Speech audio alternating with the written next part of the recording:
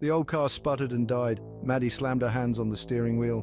No, no, no. The others groaned. They were miles from anywhere. The sun was setting fast. Joseph pulled out his phone. No signal. What do we do now? Mia asked, her voice trembling. Alfie peered out of the window. Guys, look. They all turned. A graveyard loomed in the distance. We can't camp there. Mia protested, but they had no choice. Night was falling fast. They grabbed their gear and headed towards the graveyard. The gate creaked as they pushed it open. They set up their tents among the graves. Maddie tried to laugh it off. At least the residents won't complain about noise. No one laughed. As darkness fell, an uneasy silence settled over them. They huddled close to their small campfire. None of them wanted to admit how scared they felt. The fire cast flickering shadows on the gravestones. Names and dates danced in the orange light. Joseph pointed to something in the distance. Look at that. They all turned. A church stood on a hill nearby. Its spire pierced the night sky like a needle. I don't like this. Mia whispered. Her eyes darted from grave to grave. The shadows seemed to move. A twig snapped in the woods. They all jumped. Just an animal, Maddie said, but she didn't sound convinced. The wind picked up, howling through the graveyard. Leaves rustled and danced between the graves. The teens huddled closer. They tried to talk about normal things, school, movies, anything but where they were. But their words sounded hollow, empty, like the graves that surrounded them. It started with a whisper, so faint they almost missed it, a soft hissing sound. Did you guys hear that? Mia asked. The others shook their heads, but then it came again, louder this time. Joseph reached for his flashlight. The beam cut through the darkness. It illuminated rows of tombstones. Hello? Alfie called out, no response, just more whispers, growing louder, more insistent. This isn't funny. If someone's out there, show yourself. Silence fell. Then a scream pierced the night, high and shrill. It echoed through the graveyard. The teens huddled together, hearts pounding, breath coming in short gasps. The scream faded, but the whispers returned. They seemed to come from the graves themselves.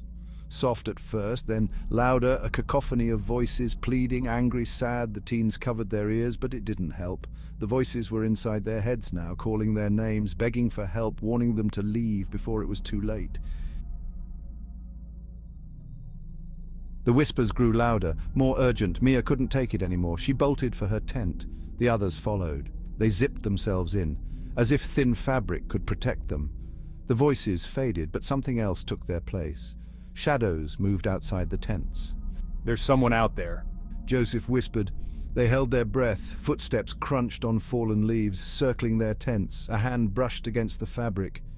Mia bit back a scream. The zipper of Maddie's tent began to move. Heart pounding, she grabbed it, held it shut. The shadow loomed larger. A face pressed against the tent, but it wasn't a face. Not really, just a dark void where features should be. Alfie couldn't look away. He felt his sanity slipping. The thing outside let out a low moan. It sounded like wind through a hollow tree, but sadder, angrier. Then, as suddenly as it started, it stopped. The shadows retreated, the moaning faded. The teens stayed frozen, afraid to move, afraid to breathe. Minutes ticked by, or was it hours? Finally, Maddie spoke. We need to get out of here, now. No one argued. They packed up in silence, eyes darting, watching for any movement in the dark. They moved quickly, throwing gear into bags, not caring about neatness, just speed. The graveyard seemed different now. Tombstones loomed larger, shadows deeper. Mia reached the gate first. She pushed. It didn't budge. It's locked. Panic set in. They rattled the gate, kicked it, tried to climb it, but it was no use. The iron bars seemed to grow, reaching towards the sky, trapping them inside. A laugh echoed through the graveyard, cold and cruel. They spun around. No one was there. This can't be happening. Sir Joseph muttered. He pinched himself, hoping to wake up, but this was no dream. This was a nightmare. Maybe there's another way out. Alfie suggested. They nodded. It was their only hope. They set off across the graveyard, but with each step, something strange happened. The church didn't get closer. If anything, it seemed further away. They walked faster, then ran, but it made no difference. The church remained distant, unreachable. We're going in circles.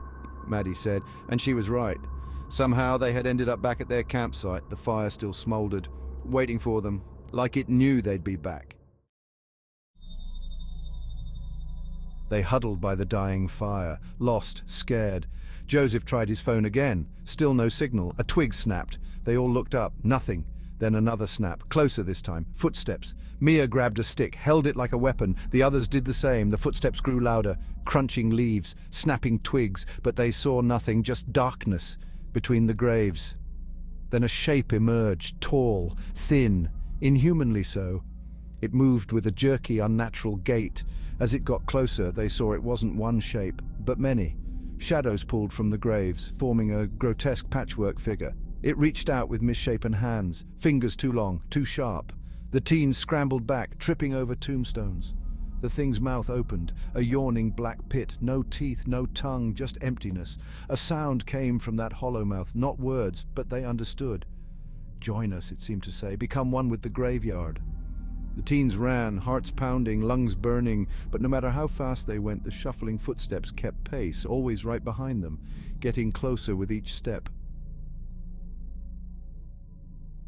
They ran until their legs gave out, collapsing behind a large tombstone, gasping for air.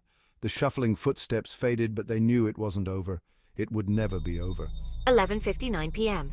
As if on cue, a bell began to toll, deep and resonant, coming from the church. 1, 2, 3.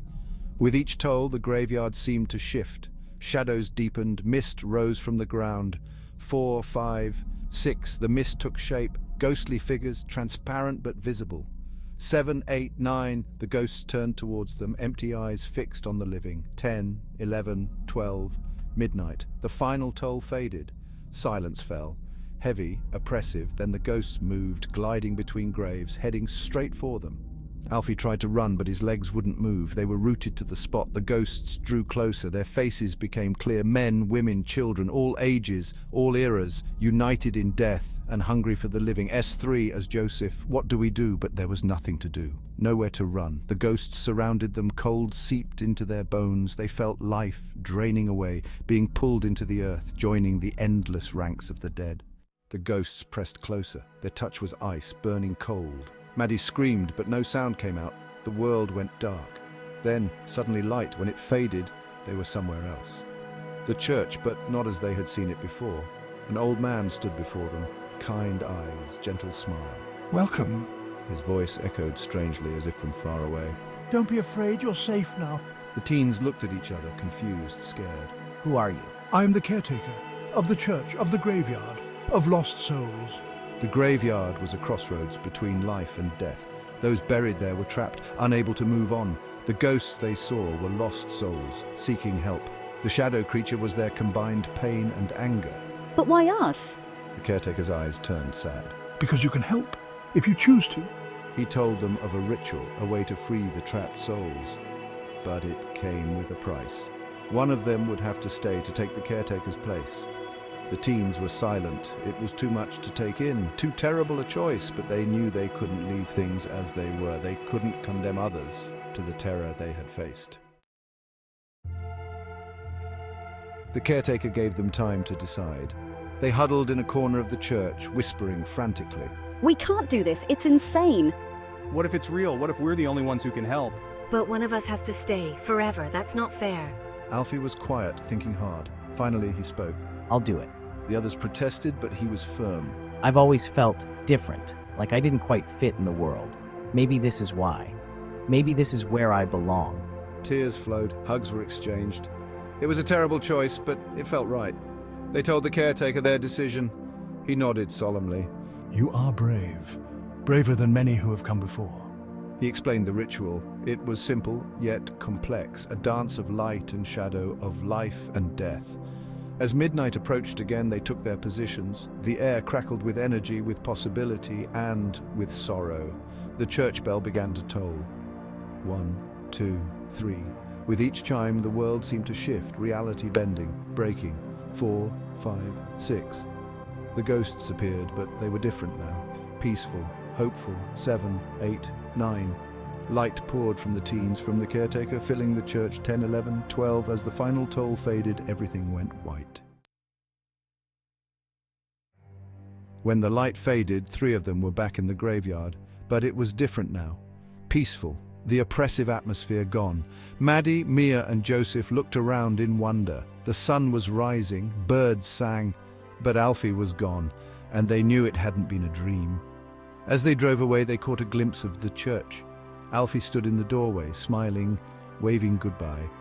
Then he was gone, faded like morning mist. They drove in silence, each lost in their own thoughts, wondering if it had even been real.